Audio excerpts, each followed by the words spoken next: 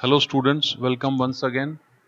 So far we have discussed what is a function, what is domain of a function, what is range of a function, and how the functions can be represented with the help of a table. So students, the example which I took for explaining you the function was y equal to 2x. I took the example y equal to 2x, a very simple function of x. And in this, what x is the domain of the function. What is that function, students? The function is the underlying rule which is relating the variable x with variable y.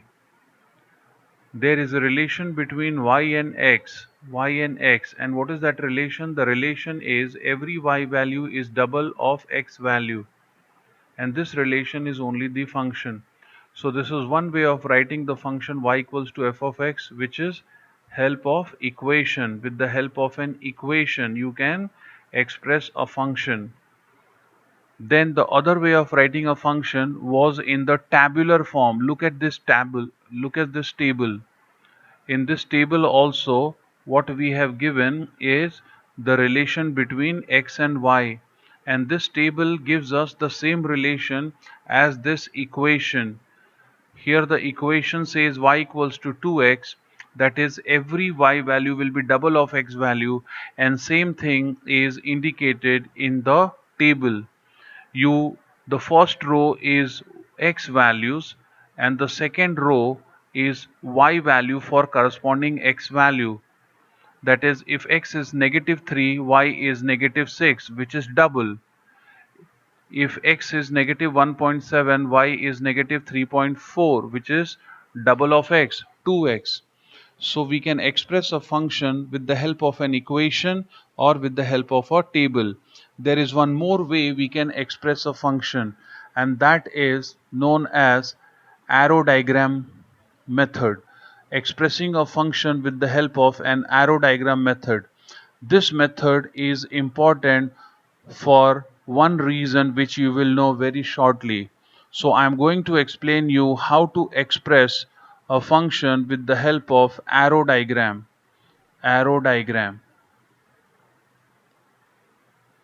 And for this, what I do is, you see on the screen that I have got two sets, one on the left hand side and the other on the right hand side.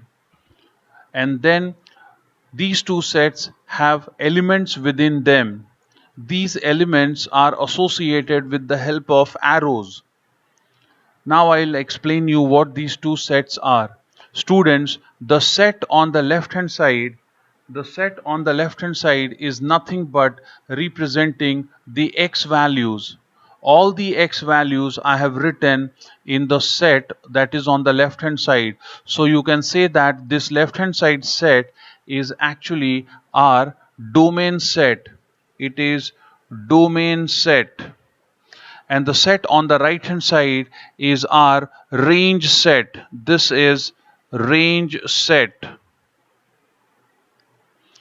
Now what is happening is, in the domain set I have got all the x values. You can check there are infinite x values. Those x values which I have not written, it is represented by dot dot dot. Why there are infinite x values? Because as we discussed in the earlier videos, for y equals to 2x, the domain is x belonging to set of real values. All real numbers are permissible for this function. You whichever x value you wish, whichever x value you wish, for all those x values we will be getting the value of 2x. That is, we can double all real numbers, and hence all the real numbers form the domain of the function y equal to 2x. And whenever such number x is taken and it is fed to the function f, it gets us the output, that is f of x. When x is fed to f, it gets us f of x, which is double of that x value.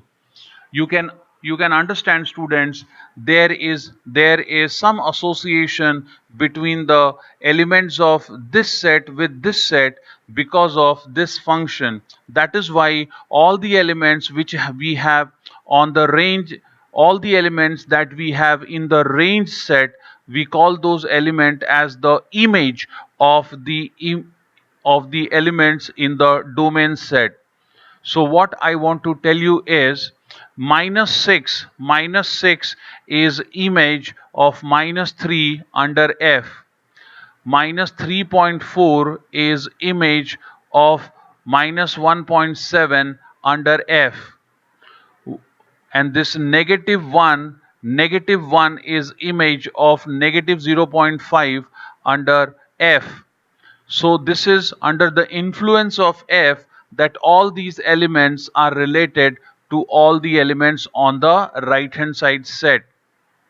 Now what we notice here, very important thing is that from every element in the domain set, there originates one and only one arrow, and it is associated with an element of the right hand side set.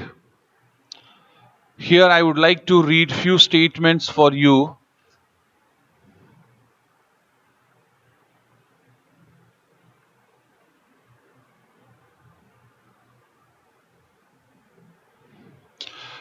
Let us read these statements.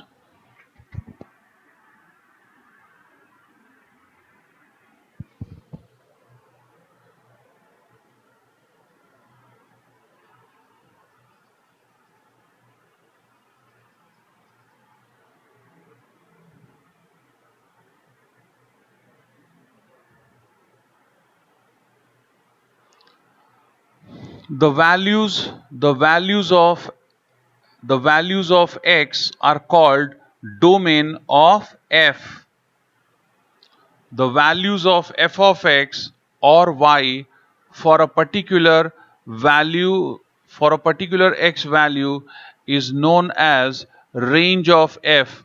So this set gives you the range of function f, and this set gives you the domain of function f. Further, let us read this part. Here it says negative 6 is image, the one that I just explained you. Negative 6 is the image of negative 3 under f.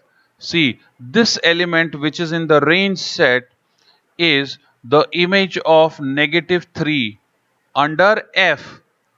Why are we getting negative 6 from negative 3? It is because of this underlying rule, which is doubling. If instead of doubling it was, say, tripling, then we would have got some other number here. Or if instead of doubling it was some other rule, then the whole thing would have changed. So here what you say is negative 6. See, students, this number negative 6, this number is image of this number under f, and on the reverse side you can say that this number is pre-image. Minus 3 is pre-image of minus 6. Negative 3 is pre-image of negative 6 under f. This is what is also written.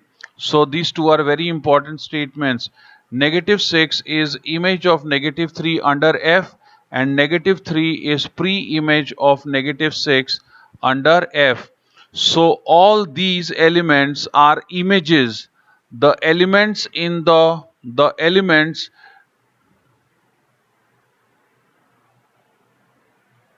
students, the elements in this set, the elements in this set are the images of elements in this set. These words, these statements are very important. Element in this set, these elements are the images of corresponding elements from this set, or on the reverse side you can say that these elements are the pre-images of these elements under function f. This will continue in the next video. You can replay it to understand it much better way.